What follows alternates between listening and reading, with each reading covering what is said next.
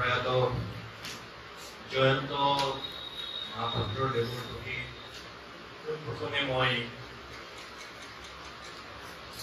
শ্ৰদ্ধা প্ৰতিপাত জনাইছো। তেখেত শৰীৰে জগতত নাই যদিও, তেখেতৰ জন্মস্থানতো নাই যদিও, আজি কিছু দূৰৰ গুৱাহাটীৰ এই কলা বিথিকাৰ কক্ষত তেখেতৰ আত্মা সকলো পিনে বিয়পি আছে বুলি আমি মৰ্মে মৰ্মে উপলব্ধি কৰিছো। আৰু আজিৰ এই গ্ৰন্থ উন্মোচনৰ মুখ্য মানুহ নায়ক জয়ন্ত মহাপাত্ৰ। জয়ন্ত মহাপাত্ৰই কবিতা লিখিম কথাটো ভবাই নাছিল। কিবা কৈ আৰম্ভ কৰিলে, কবিতা তেনেকে পঢ়াও নাছিলে, তথাপি কবিতা লিখিলে আৰু লেখি লেখি তেখেত আমাক এই যোৱাৰ আগলৈকে প্ৰায় 20খন কবিতা পুথি তেখেতে লিখিল।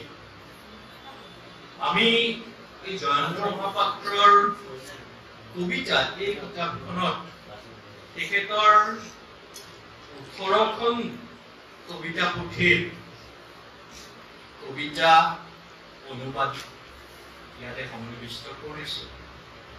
আৰু প্ৰথম কিতাপ তেখেতৰ ক্লোজ দ্য স্কাই 10x10, আৰু একেবাৰে শেষৰখন আমি ৰাখিছো হেজিটেণ্ট লাইটছ। তাৰ মাজতে আৰু 16খন কিতাপ আছে। ইয়াৰে কেইখনমান কিতাপ যেনে ফাদাৰ্ছ আৱাৰ, তাৰপিছত ৰিলেশ্যনশ্বিপ, টেম্পল, ডিছপজেছনেছ, এই কেইখন কিতাপ আকৌ দীঘলীয়া কবিতাৰ কিতাপ। বাকী কেইখন তেখেতৰ সমূহীয়া কবিতাৰ কিতাপ। তাৰপিছতো তেখেতৰ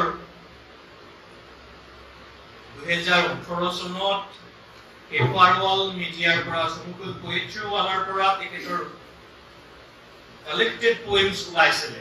আমি সেই কিতাপখনতেই আমাৰ ভিত্তি বুলি লৈ তাত 18খন কিতাপ আছিলে, সেই 18খন কিতাপ আমাৰ এই কিতাপখনত সন্নিৱিষ্ট কৰিছো। তাৰপিছত তেখেতৰ 2খন কিতাপ আছিলে, এখন হ'ল নুন আৰু তাৰপিছৰখন স্কাই উইদাউট স্কাই।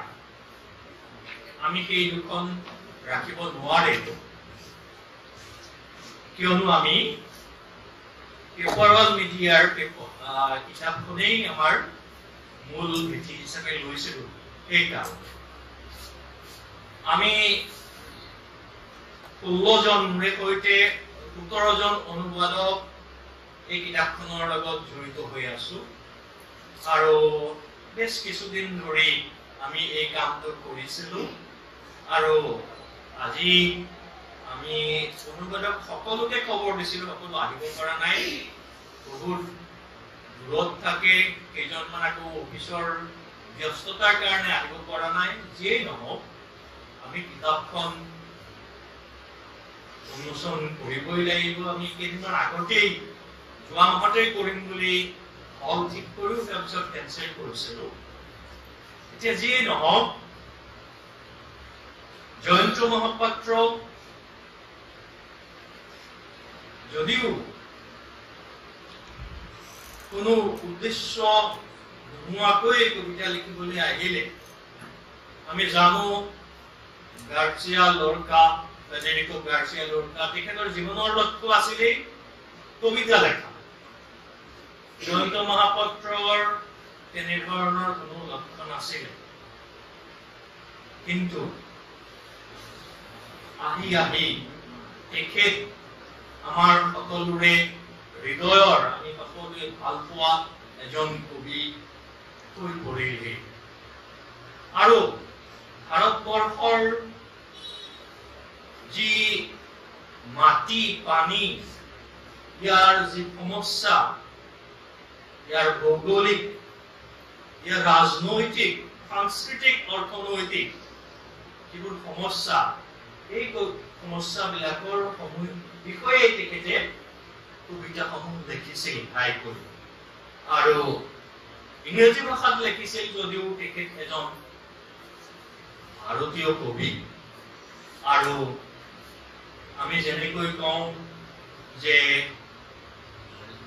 আৰে হিমজুৱে ভাৰতীয় জয়ন্ত মহাপাত্ৰক আমি সেই অভিধা দিব পাৰো আজি আমি কম সংখ্যক মানুহ লৈ এই কিতাপখন উন্মোচন কৰিবলৈ ওলাইছো আমি সংখ্যা গণনা নকৰো আমাৰ চকী কেইখন খালী আছে নাই এই কথাটো আমাৰ বাবে ধৰ্তব্য নহয় আমি জয়ন্ত মহাপাত্ৰৰ কবিতাৰ ইংৰাজীত লেখা কবিতাৰ তেখেতে পিছৰ বয়সত উড়িয়া ভাষাতো কিছু কবিতা লিখিছে আমি উড়িয়া ভাষাৰ কবি হিচাপে জয়ন্ত মহাপাত্ৰক ভাৰতবৰ্ষত বিশেষকৈ নাজানে গতিকে আমি সেই পৰিচয়টো ইয়াত বহলাব বখানিব নাইবা আপোনালোকৰ আগত ক'বলৈ নাযাওঁ তেখেত ভাৰতীয় কবি আৰু ইংৰাজী ভাষাত লেখা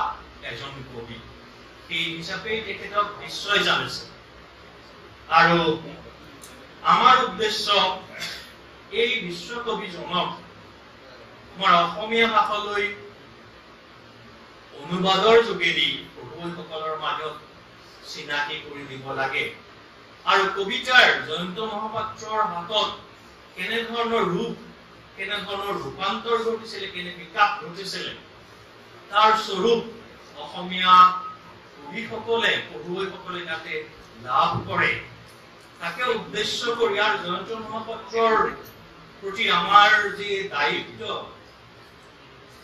সেইটো পালন কৰি এই কিতাপখন কৰিছিলো আমাৰ গুৱাহাটীৰে প্ৰকাশক বিৰাজ কুমাৰ ৰহতৰ পাঞ্চজন্য বুকছৰ তেওঁ সত্তাধিকাৰী তেখেতে কিতাপখন প্ৰকাশ কৰি উলিয়াইছে আৰু এই কিতাপখন আমি আজি উন্মোচনৰ বাবে সমবেত কৰিছো মই সকলোকে এইফালে থকা ডক্টৰ মীনাক্ষী বৰকটকী ডক্টৰ বিভাস চৌধুৰী আৰু সন্মুখত থকা সকলোকে মোৰ নমস্কাৰ জনাইছো আৰু এইখিনি কৈ মই আজিৰ এই উন্মোচনী সভালৈ আপোনালোকক আনুষ্ঠানিকভাৱে আদৰণি জনাবলৈ কামনা কৰিছো নমস্কাৰ